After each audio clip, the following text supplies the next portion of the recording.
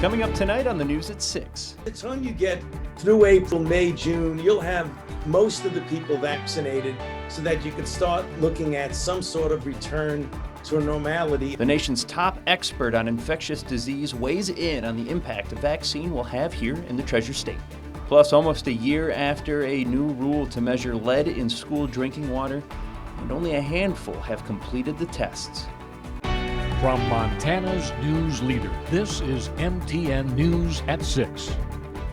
Good evening, everyone, and welcome to the News at 6. I'm Andy Curtis, and thanks for joining us tonight. A composite of state and locally reported data shows Montana's COVID-19 case total is nearing 65,000. More than 15,000 of those are considered active cases, and 478 people are currently hospitalized. Also, to date, 741 Montanans have died as a result of the virus, including 2 more from Lewis and Clark County that we learned about in the last hour. Now, MTN is using a combination of sources to deliver the most accurate count on cases each day. Local county health departments may be alerted to cases before Montana DPHHS. Using that local data means there will be a few times when MTN coronavirus data does not align with the state report. And during a press conference today, Governor Steve Bullock announced the state of Montana could receive its first round of COVID-19 vaccines in just a few weeks. MTN's John Riley reports from the state capitol. The federal government has informed Governor Bullock initial shipments of the COVID-19 vaccine could arrive in the state as early as December 15th or 16th. Well, we don't know the exact number. We expect, or have been told, about 9,750 doses of the Pfizer vaccine.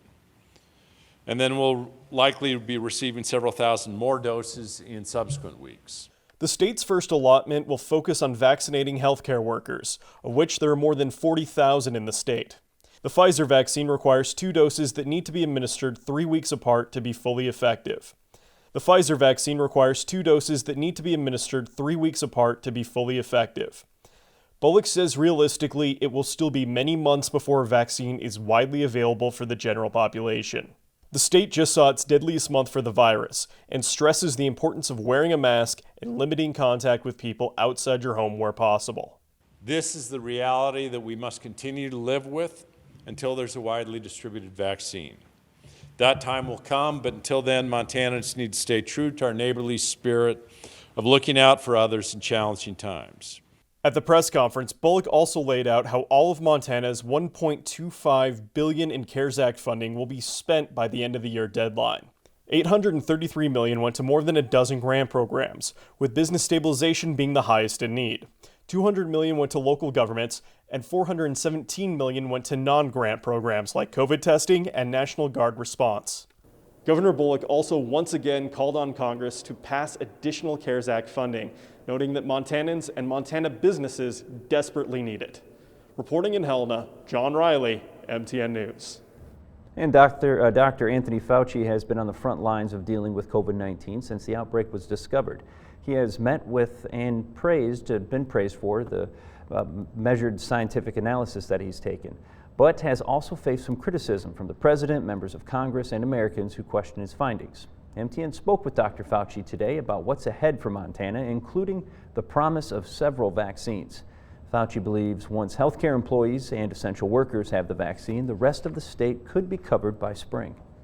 By the time you get to the normal man and woman in the street in Billings or in anywhere in Hamilton, wherever you want to be, who's a 25, 30-year-old person who's otherwise healthy, that likely will be somewhere in April where they will have open access to the trial. And then by the time you get through April, May, June, you'll have most of the people vaccinated so that you could start looking at some sort of return to a normality as we get through the summer and into the fall. We'll have more from MTN's one-on-one with Dr. Fauci tonight on the News at 10. And you can see the full uncut interview on our streaming app. You can also download the KTVH streaming app on Apple, Roku, Android, and Amazon Fire TV devices. And now with his live and uncut version of the weather, Chief Meteorologist Curtis Grevenitz. Yes, it is. Good evening, everybody. Beautiful day outside today. We had fantastic weather, a lot of sunshine, a little cool in some areas, but if you like today, you're going to like the weather moving forward here, as this high pressure is not moving forward, it's not moving back, up, or down. It's going to stick around over the next several days through the weekend. Call it a vitamin December. It's not very often that we have so many sunny days here in a row and mild temperatures in December. Also, a little intro to inversions. We've got some cold air trapped in some of the valleys and a week plus away from maybe our next snow. More on the full forecast coming up. Thanks for that, Curtis.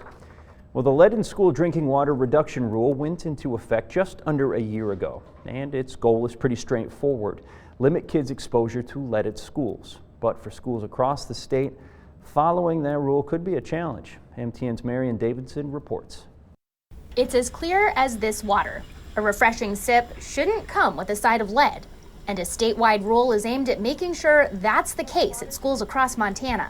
Children spend a large part of their childhood in schools and are more susceptible to lead exposure than adults. The Montana Department of Public Health and Human Services, with the help of the State Department of Environmental Quality and the Office of Public Instruction, rolled out the lead reduction in school drinking water rule at the beginning of this year. All schools under the OPI have to test water from every fixture students could possibly get a drink from, and that can be a lot of fixtures. Especially in elementary schools where you have a sink that you could possibly get drinking water from and a drinking fountain. So you could have, conceivably 2 fixtures for every classroom, plus your restrooms, plus your kitchens. Fixtures have to come back with less than 5 parts per billion of lead to be usable. But getting to that usable level? It's challenging, to say the least. So far, Kalispell is one of the only districts that have submitted lead results. And all of the 5 schools sampled so far have fixtures with elevated levels of lead. Just take a look at ELROD Elementary School. Of the 57 fixtures sampled, 43 exceeded the state action level of lead content. Water from 16 fixtures tested in the state-designated highest category, meaning those fixtures must be replaced immediately. We have drinking fountains in our hallways that are water is completely disconnected. They're, not just shut off, but cut the line to the water. And that could be the case at schools across the state. We are expecting to see probably higher lead concentrations in the older buildings and less so in some of the newer schools. Lead can seep into water from plumbing and fixtures, especially older plumbing and fixtures. And here in Montana, we have a lot of older schools. According to the American Society of Civil Engineers, the average age of a school facility in Montana is 53 years old. At the end of the day, the districts are going to be liable to go in and replace fixtures, redo plumbing. That won't be cheap. Right now, Kalispell Public Schools installed filters on fixtures that showed elevated levels of lead. They work, but at $50 a pop, not counting the cost of replacements, they aren't a long-term solution. What is a long-term solution? New plumbing and fixtures. The OPI and DEQ have a remediation grant program that provides up to $1,000 per school. But Hill says work that needs to be done across the district could cost millions. It's a high price to pay, but to Hill, the choice is clear. We owe it to our kids to make sure that we're providing the best possible infrastructure for them to be able to learn and grow. In Helena, Marion Davidson, MTN News. According to state records, only 8 schools have submitted lead samples so far, and schools must test their water by December 31st, 2021. And still ahead on the news at 6, a young boy beats cancer, and we'll show you how the Helena community has rallied around him. Montana's news leader. You're watching MTN News at 6. Welcome back, everybody. The Helena community is rallying around one young boy and his family tonight after his successful fight against cancer. Fire trucks, sheriff's vehicles, teachers, and even an appearance from the one and only St. Nick were on display today in a drive-by parade for Easton Descharmes. Now, Easton is a kindergartner who is finally cancer-free after 3 years of treatment. Easton's mother, Erin, told MTN before the celebration, the love and support they've received from the community over the last few years is otherworldly. Life-changing.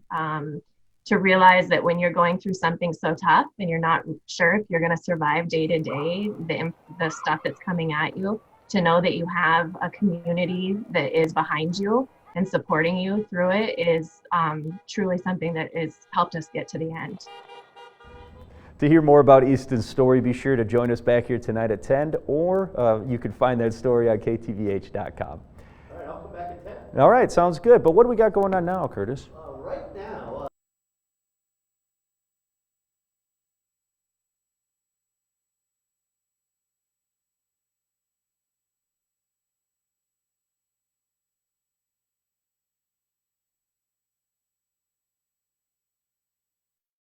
Now with Chief Meteorologist Curtis Greveness.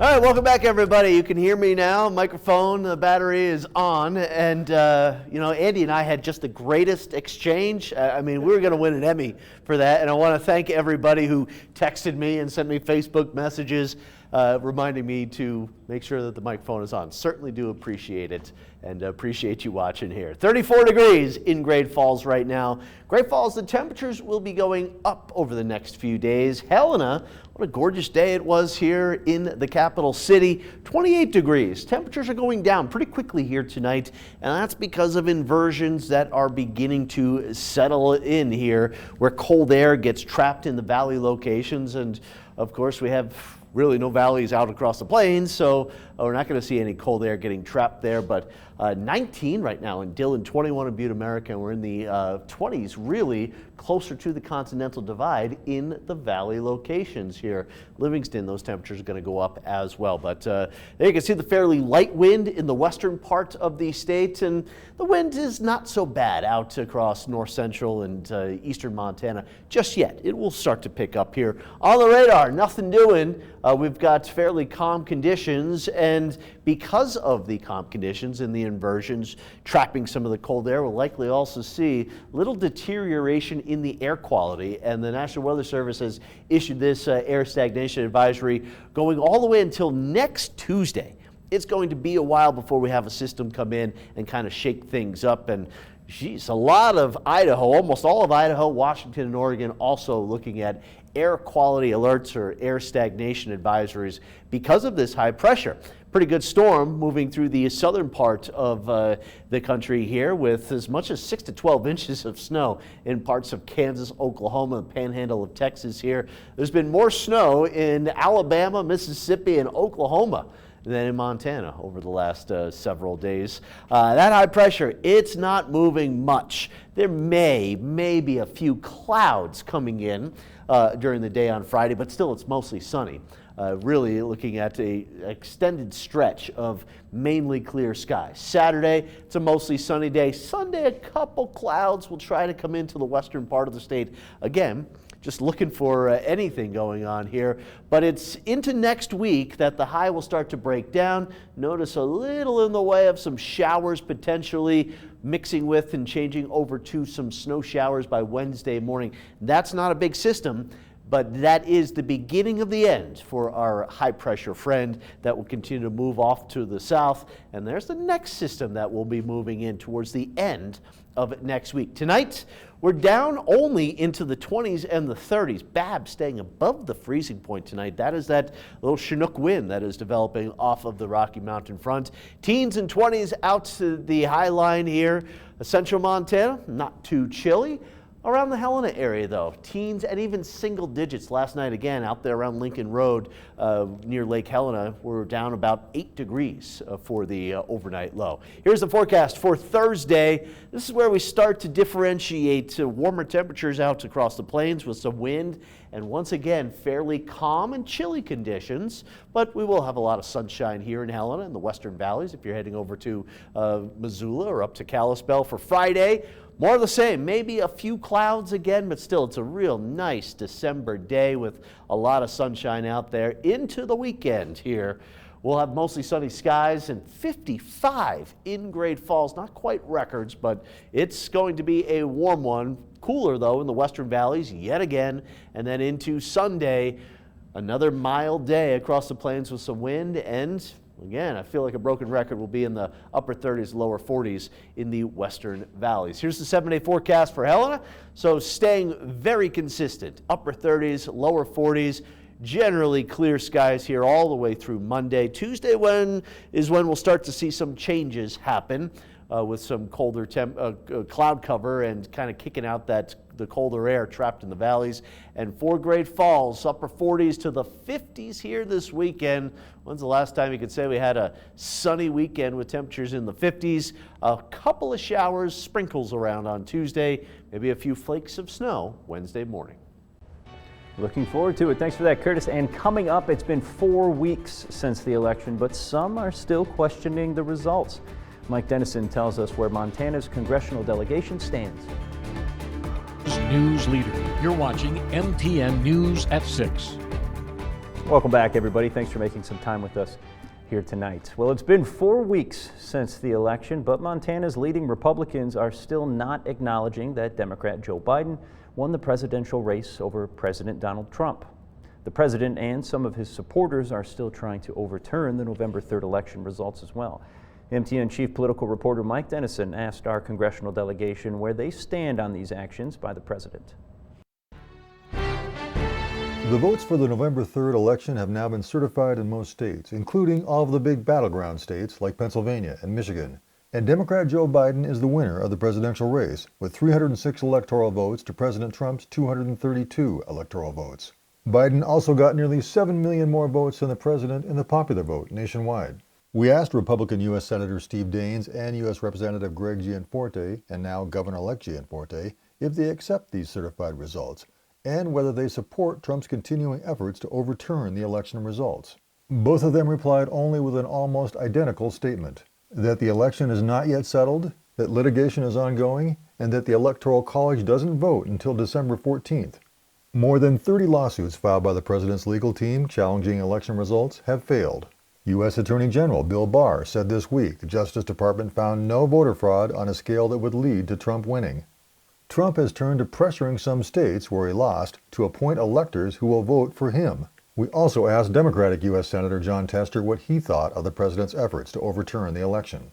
Tester called it incredibly dangerous and said we risk appearing to the world like a banana republic where autocratic rulers attempt to undo election results they don't like. I think what the president is doing right now really does undermine the democracy of this country. This is the greatest country in the world because we've had people that have had common sense in the White House.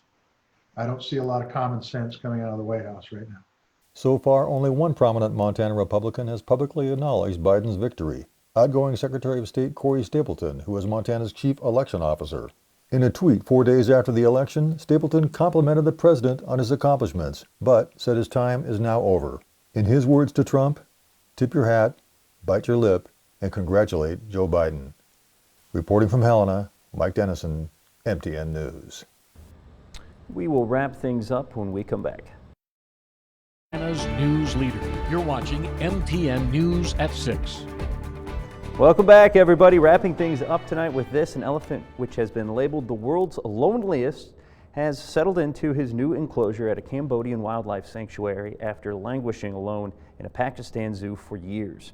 Kavan, a 1985 gift from Sri Lanka to Pakistan, has been living at a zoo in Islamabad with his partner, who died in 2012. After living a solitary life for years, the 36-year-old elephant was relocated to a wildlife sanctuary in Cambodia. Kavan received a warm welcome on his arrival in Cambodia from officials, conservationists, and even Buddhist monks who chanted prayers for his harmony and prosperity. Now, the plight of this male Asian elephant has captured worldwide attention, including from American singer and actress Cher, who has been very closely involved in his rescue and even traveled to Cambodia during this pandemic for Kavan's arrival. All right, happy for that elephant there.